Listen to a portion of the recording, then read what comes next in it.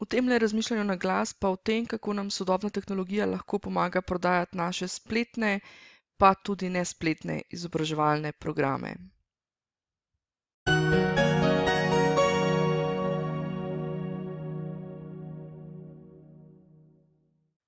Hojla, Maruša tukaj iz edogodek.si, kjer svoj spletni izobraževalni dogodek lahko promoviraš tudi ti. Takole je, ne, v praksi je seveda najprej marketing, to se pravi trženje izdelka oziroma v našem primeru izobraževalnega programa, potem pa šele prodaja. Ampak, ker nam je pa končni cilj prodaja, bom pa najprej začela s prodajno strategijo, pa potem v naslednjih razmišljanjih na glas oziroma že kar v naslednjem razmišljanju na glas se pa dotaknem marketinške strategije. Zdaj, najprej en disclaimer oziroma drobni tisk, ne, zadeve, ki jih opisujem in o katerih govorim, so specifične za edu biznis, to se pravi za education, za edukacijski biznis. Skratka, teh specifik se jaz dotaknem tudi, oziroma ne samo dotaknemo, mi se konkretno ukvarjamo tudi v e-šoli e-facilitiranja. V e-tečaju, kako narediti e-tečaj, se pa tega ne dotaknem. Tam je v bistvu samo fokus na tem, kako zgraditi oziroma kako skreirati spletni tečaj, v e-šoli e-facilitiranja gremo pa bolj celostno. Zdaj, zakaj omenjam e-šolo e-facilitiranja? Namreč v zadnji izvedbi, ki je bila, to se pravi januar pa do aprila, nekako tako, ja, 2019, sem dala prodajno strategijo čist na konc. To se pravi po 12 izziv to je 12 delavnic, 12 samostojnih enot in zadnja je bila prodajna strategija. Zdaj je pa to v novih izvedbah, bo pa to drugi izziv. Takoj za izzivom, v katerem najprej naredimo ta edu-biznis poslovni model, potem pa že skočimo na prodajo. Zdaj, zakaj ne? Zakaj se v bistvu ukvarjati začnemo s prodajo pa z marketingom, še preden se sploh lotimo preden se sploh lotimo priprave programa, pa preden sploh začnemo se učiti, kako program izvajati in tako naprej. Zato, ker se marketing pa prodaja v bistvu delata že mnogo pred tem, ko imaš program dejansko narejen. Na ta način je zadevo lažje prodati, ne. Namreč veliko strank ali pa veliko, bom rekla, ljudi, ki jih vidim pač, kako se lotijo, grejo na ta način, da najprej zgradijo zadevo, potem se pa lotijo prodaje, ne. Kar pomeni, najprej si že tako ali tako investiral, ne vem, mogoče nekih 5, 6, 7 mesecev v to, da si to pripravljal, pač karikiram, ne, zdaj nekdo je lahko hitrejši, nekdo počasnejši, odvisno pač koliko časa nameniš temu, ne. Ampak hočem reči, če si najprej investiral toliko pa toliko mesecev, da si gradil spletni tečaj ali pa spletni program in da v tistem času nisi govoril, nisi delal nekega marketinga, potem boš pravzaprav takrat, ko bo spletni program ali pa spletni tečaj narejen, pravzaprav šele na točki nič. Na točki, kjer pravzaprav se moraš šele začeti ukvarjati s prodajo pa z marketingom, ne. In zato jaz pravim, da je pravzaprav marketing pa prodajo treba, oziroma vsaj marketing je treba delati že mnogo prej. Prodaja pa se potem zdaj, seveda tukaj malo moramo ločiti, ne, če je to spletni tečaj, za katerega res porabiš nekaj časa, da ga posnameš naprej in tako naprej, se res ne splača, bom rekla, samega prodajnega postopka delati več kot, ne vem, tik pred koncem, ne. Sama recimo lahko povem iz prakse, jaz sem sicer spletni tečaj, moj tisti prvi tečaj, ki sem ga prodajala, sem ga recimo se lotila, mislim, da je bilo takole nekako januarja, pa sem ga v bistvu, sem bila res takrat samo fokusirana na to, da sem delala spletni tečaj in je bil pač tudi narejen v enem mesecu pa pol, kar pomeni, da sem nekje na točki, ko sem bila na nekih 70%, ko sem vedela, da stvari stojijo in da samo stvar še to, kako jaz to posnamem do konca oziroma kako to zmečem skup, ne, sem bila recimo nekje na 70% in takrat sem začela s predprodajo, ne. To se pravi, pa neki bolj ugodni ceni sem dala prvim kupcem, kar pomeni, da sem v bistvu še preden sem pravzaprav imela spletni tečaj narejen, sem jih že nekaj prodala in ko je bil spletni tečaj narejen, sem jih še nekaj prodala, ne. Ampak point je bil v tem, da sem jaz ta marketing delala že takrat, ko sem spletni tečaj gradila, oziroma če sem čisto iskrena, še preden sem ga gradila, no, ampak pustimo te zadeve, ne. Skratka, to bi rada res opozorila, no, da treba se je lotiti marketinga in pa prodaje že mnogo pred samo izvedbo. Sploh pri vodenih programih vodenih programih, vodenih online programih, na katere se pač tudi deloma oziroma majčkeno bolj fokusiramo v spletni šoli spletnega facilitiranja. Sploh te programe je treba pravzaprav, pri teh programih je dostikrat tako, da v bistvu pravzaprav snemaš vsebino lahko šele takrat, ko program dejansko prodaš in potem sproti, recimo to so recimo, ne vem, e-šola, e-facilitiranje je na primer program, ki traja 12 tednov, kar pomeni, da jaz lahko vsak teden sproti posnamem vsebino za ali tekoči teden ali pa za en teden vnaprej, ne. Zdaj pač moj pristop je tak, da imam program sicer približno v osnovi skozi enak, ampak ga vsakič dograjujem in dopolnjujem, tako da iz tega vidika potem vsakič posebej snemam, ne. Neke vsebine sicer uporabljam od prej, recimo nekaj, kar je že predposneto, pa če vse štima, če je vse tako kot, če nimam nekega namena s čimerkoli dopolniti, potem pač seveda reusam zadeve od prej ali pa celo mogoče nekaj iz spletnega tečaja, drugače pa pač poanta, da snemam sproti, ne. In če v tem primeru potem pogledam, je pravzaprav treba začeti s promocijo, z marketingom in pa v bistvu s prodajo že toliko prej. Zdaj pa, zakaj pa najprej prodaja, pa ne zakaj najprej marketing? V bistvu je tako, ne, ker v bistvu, ko rečemo, da gremo prodajati, v bistvu do takrat imamo pač nekako program že zastavljen oziroma nekako neka naša izhodišča. V tem primeru pa pripravimo tudi našega najbolj učinkovitega prodajnika. To je prodajna spletna stran. Zdaj, prodajna spletna stran, tako, če si predstavljaš včasih, no, zdaj tisti, ki mogoče ste dlje časa v izobraževanju, včasih je bil višek tega, kako se je prodajal kako se je prodajali izobraževalni program na splošno, je bilo to, da si mogoče pripravil neki katalog izobraževanj, pa je noter sam pisal, pač ciljna skupina, to je za tega pa tega, pa je pisal, okej, katera vsebina, pa so bile, ne vem, si naštel pač nanizal te svoje module, kaj si še rekel, ja, pa datume izvedbe si dal, pa mogoče še ceno, ne. Zdaj pa tako, ne, pač tudi edukacijska industrija, ali pa še celo toliko bolj e-learning industrija je pa v bistvu podvržena pač trendom, ki prihajajo iz drugih industrij. Tako da tukaj pa pač trend na splošno v marketingu recimo so te, bom rekla, prodajne oziroma pristajalne spletne strani. In seveda pač pobrali smo najboljše tudi v tem, tako da smo v bistvu zaposlili našega najboljšega prodajnika in ta naš najboljši prodajnik je v bistvu ta naša prodajna spletna stran ali pa landing page ali kakorkoli že temu rečemo, ne. Zdaj, tukaj preden mogoče nadaljujem, zato ker sem začela najprej s prodajo, bi rada opozorila, prodajne strani, vsaj kar se tiče edu-biznisa in e-learning programov, se razlikuje, močno razlikuje glede na to, ali delamo brezplačnik, to se pravi, da delamo, da vpisujemo v nek brezplačen ali pa nizkocenovni produkt, izobraževalni produkt, na primer nek e-tečaj, ali pa delamo spletnost ali pa vpisujemo oziroma prodajamo program, ki je višjega cenovnega ranga, višjega cenovnega ranga, ne.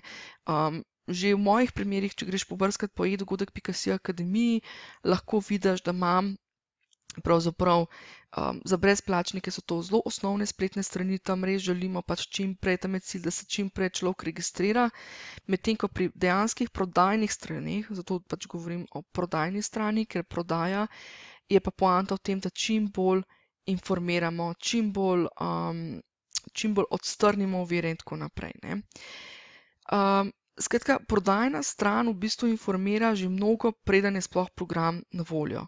Pač nek osnoven program, seveda neko osnovno, kako naj rečem, neka osnovna sporočila že moramo do tiste točke imeti, ne. To seveda poskrbimo že prej. Potem pa v bistvu prodajamo na spletni strani zelo konkretno. V smislu, če si predstavljaš o marketinških aktivnostih, v bistvu peljemo na to stran, ne. Tudi marketinški sistem v bistvu lažje vzpostavimo, če Zdaj, o marketinškem sistemu pa o tem, kako ga vzpostaviti, bom v naslednjem razmišljanju na glas, ne.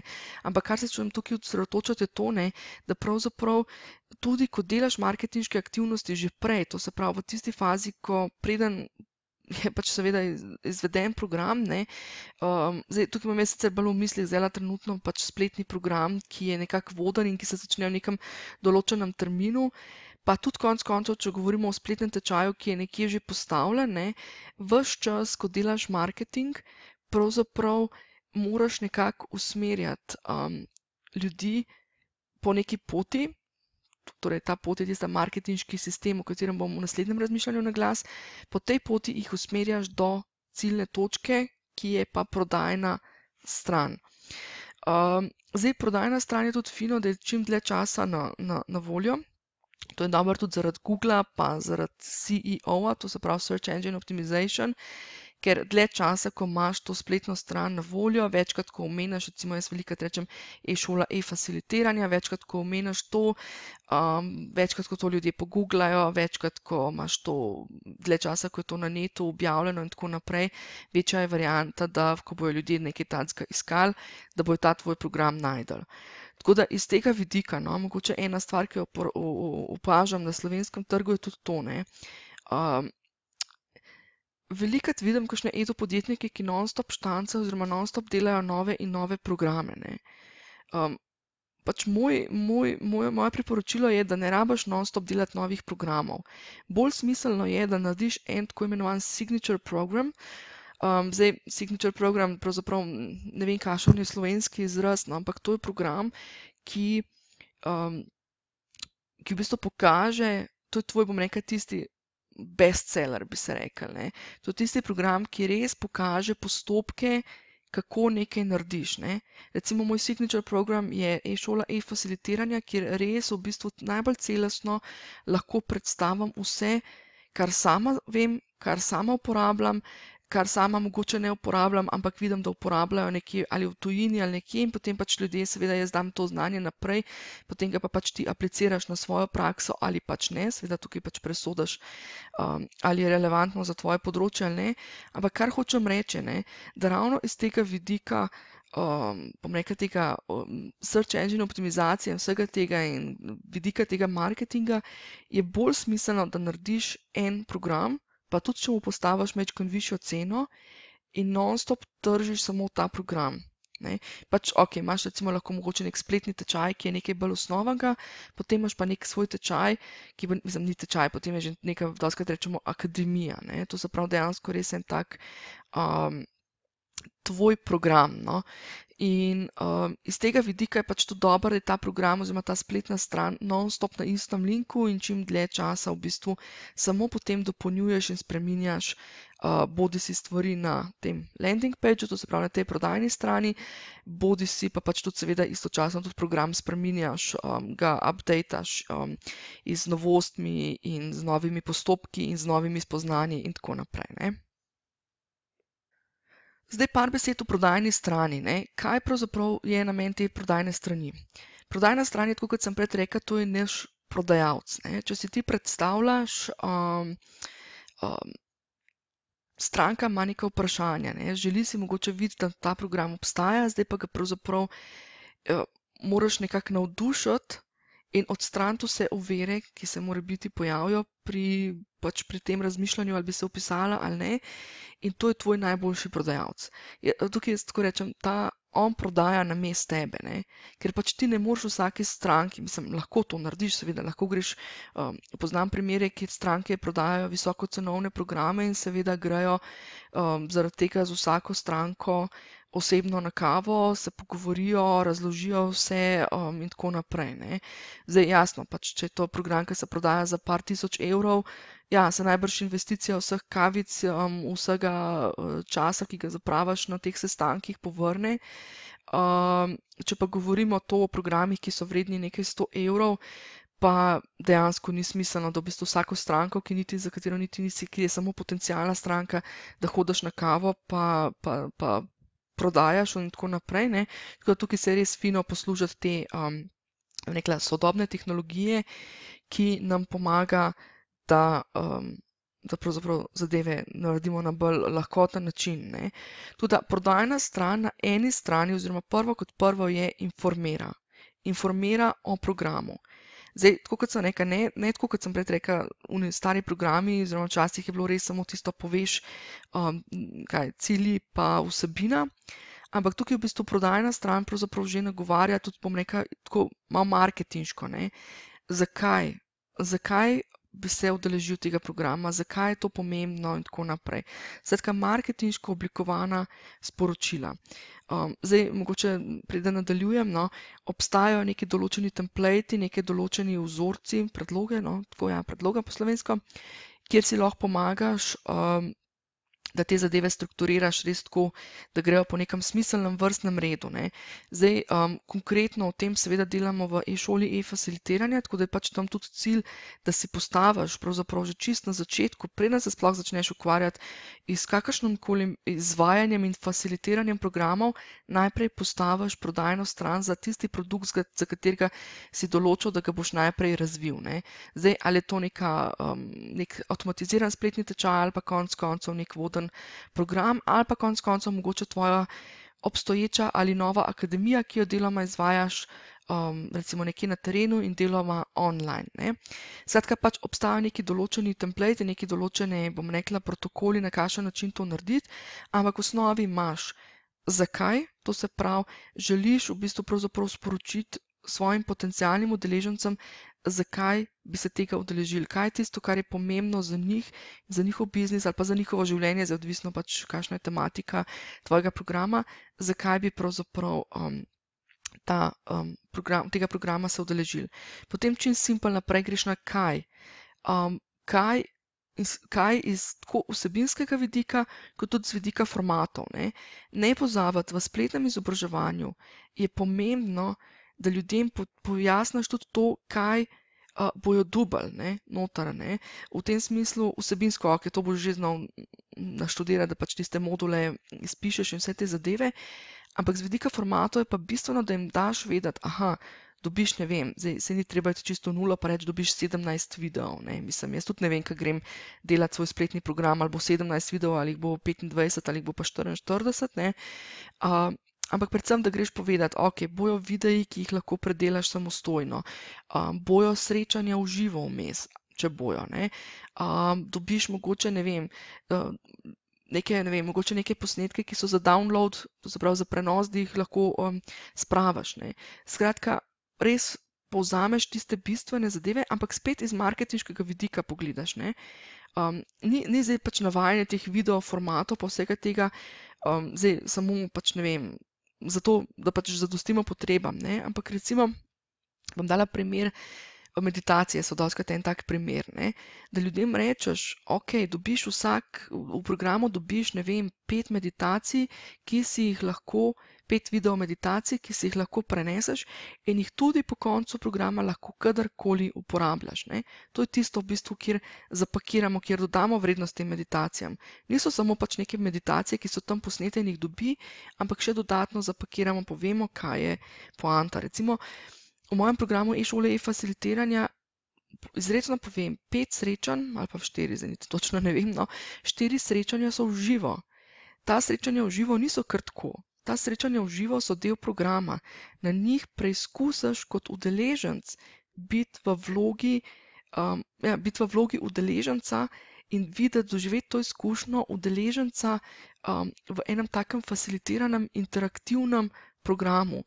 Vidiš v bistvu, kako kot udeleženec lahko sodeluješ na kakšne načine, ne. Recimo pri meni je res, recimo, ne vem, vsako srečanje v živo je nadgradnja prejšnjega.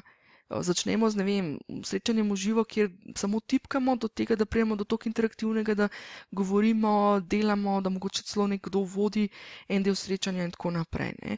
Skratka, to so sporočila, ki jih je treba nekako zapakirati. To se pravi, rekli smo zdaj zakaj, rekli smo kaj, tako vsebinsko kot z vidika formatov, potem kako. Spet vsebinsko, kako bomo določene zadeve delali, pač probaš čim bolj pojasniti mogoče, kako bomo, sploh če gre res za praktične zadeve, ne. Mislim, tukaj res poanta vseh teh apply programov, zdaj o apply programih si lahko pogledaš, o teh aplikativnih programih si pogledaj, oziroma poslušaj v mojem prejšnjem razmišljanju na glas. V teh programih, ko res želimo aplikativno narediti, ne, je dostikrat tudi to, da ljudem damo vedeti, kako bojo to iz vsebinskega vidika, kako bojo lahko mogoče to takoj prenesli v prakso in tako naprej. Ne. Skratka, da tudi iz tega spet na marketinški način zapakiramo, kako naj to naredijo. Ne. Mislim, kako bojo to lahko uporabljali, kaj se naučijo in kako bojo to uporabljali. No. Potem pa tudi ne pozabiti, kako iz vidika izvedbe. Ne. Sploh v online izobraževanju, spet poudarjam, tudi tukaj gre spet, če smo prej rekli formati, tukaj moramo zdaj odstraniti tiste ovire v smislu, ok, a bom jaz se znal udeležiti tega, kaj jaz kot udeleženec rabim, koliko moram tehničnega znanja imeti, kako bo to potekalo, a so tiste srečanja v živo pomembno, da sem tam, ali niso, ali ni tako pomembno, so mogoče samo, ne vem, in tako naprej. No? Zdaj pač vsak ima seveda pač svoj stil, vsak ima svoje specifike in tako naprej, no? Ampak potrebno je razmisliti res o vseh teh točkah, plus vsi dodatni informacije. Ne? Konkretno, recimo, če greš na mojo spletno stran e-šole, e-facilitiranja, si lahko pogledaš primer, kako imam sama zastavljen. Ne bom rekla, da je to mogoče, ne vem, 100% perfektna stran, marsikaj bi marsikdo še drugače videl, ne? Ampak dam ti tam enih par primerov, si lahko pogledaš. Do teh, bom rekla, teh dodatnih infotov, da sem jih tam zapakirala pod pogosto zastavljena vprašanja ali nekako tako, ne vem, nekih 8 točk, kjer dejansko spišem tudi to, ne, da dobiš dostop do spletnega tečaja za trajno v okviru te cene, do tega, da se lahko ponovno udeležuješ vsako leto znova za neko zelo ugodno ceno, do tega, ali kot udeleženec, ki hočem se naučiti izvajati programe, rabim plačljive programe in tako naprej. No, skratka, vsak od vas pač ve, kaj so tista mogoče neka specifična vprašanja, ki se še lahko pojavijo tekom tega procesa, ko se stranka odloča, ali bi ali ne bi. Tako da v bistvu poleg informiranja in animiranja, ali kako ne rečem, motiviranja, no, pravzaprav za vpis, ne pozabiti tudi to, da vaša prodajna stran more biti vaš prodajalec tudi v tej smeri, da odstira te ovire, da odstranjuje morebitne dvome. Ok, zdaj pa kako se vsega skupaj lotiti. Najprej, kakorkoli se tehnično sliši, da pač je treba imeti neko spletno stran, kjer to postaviš in kjer ščaraš vse te zadeve, ne, je najprej, tako kot zmeri rečem, najprej načrt na papirju. Potem pa razmišljamo tehnično, kako bomo to postavili. Zdaj, če to delaš sam, oziroma pač, če boš to probal se tega lotiti sam, daj si poglej mogoče par primerov iz svoje branže. Namreč tudi mogoče tudi med branžami, kljub temu, da govorimo nekako o teh edukacijskih programih, pa da imajo neko svojo strukturo, je mogoče od branže do branže mogoče neka, bom rekla, neka specifika. Tisti osnoven jedrni del je pa seveda enak, ne glede na to, o kateri branži v okviru edukacijskega biznisa govorimo. Ne. Tako da poglej si primere, pa probaj mogoče neko tako stran, pač če se boš odločil, da to delaš sam. Če se pa pridružiš naši šoli e-facilitiranja, je pa itak cilj že takoj v drugem koraku, to se pravi praktično drugi teden izvajanja naše šole, je cilj, da tako stran tudi izdelaš. Zdaj, pač kar se tehnično tiče, to zraven na papirju itak ni problema, pač spišeš in tako naprej. Kar se pa tehnično tiče, pa mi uporabimo seveda, kar že imamo, v smislu, če že imaš lastno spletno stran, pogruntamo oziroma najdemo nek način, kako na tisti spletni strani narediti čim bolj to zraven nekako prodajno stran, ki čim bolj zadosti vsem tem kriterijem, tudi iz tehničnega vidika, ne samo iz vidika vsebine. Če imaš lastno spletno akademijo, bodi se na Teachable, Thinkificu ali kjerkoli, potem sploh ni problem. Tam so stvari že pripravljene na ta način, da lahko zadevo implementiraš v obliki teh prodajnih strani. Če pa nimaš nič od tega, se pa v bistvu vzamemo neko brezplačno platformo, recimo naprimer dosti poznanje Wix, kjer imaš v bistvu lahko brezplačno, pa za te testne namene to zadevo postaviš brezplačno, pa potem v tisti fazi, ko se res odločiš, da greš prodajati, mogoče zakupaš platformo na mesečni ravni ali kakorkoli, ne. Tako da v e-šoli e-facilitiranja, mimogrede, če tole poslušaš v juniju ali juliju 2019, do 15. julija imamo nekaj mest še na voljo za super early bird prijavo, to se pravi super poceni prijavo, ki je, pazi to, 50% s kontom. Ok, malo top shop varianta, ampak pač nekaj mest sem dala res za tiste, ki ste že odločeni, pa veste, da ste pripravljeni iti v to, pa sem dala res neko tako ugodno varianto, s tem, da tako kot sem rekla, takoj dobiš tudi dostop do e-tečaja o snemanju e-tečajev in ti ostane za vedno, ja. Tako da tisti, ki ste mogoče e-tečaj že kupili, ga lahko seveda odštejem od končne cene e-šole e-facilitiranja. Drugače pa na voljo je tudi brezplačna mini e-šola e-facilitiranja.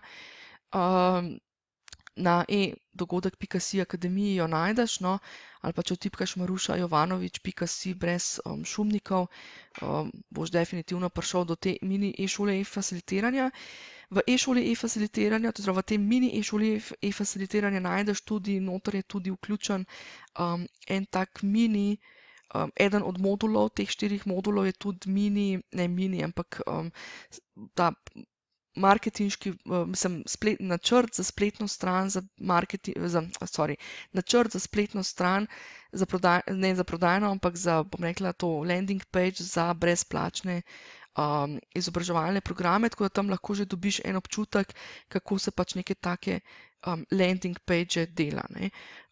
Tako da drugače pa nadaljujemo pa v naslednjem razmišljanju na glas pa pravzaprav glih s tem delom, kako zastaviti to marketinško strategijo, da smiselno pelje od enega brezplačnika oziroma od točke, ko o programu šele govorimo, pa do točke, ko program tudi prodajamo.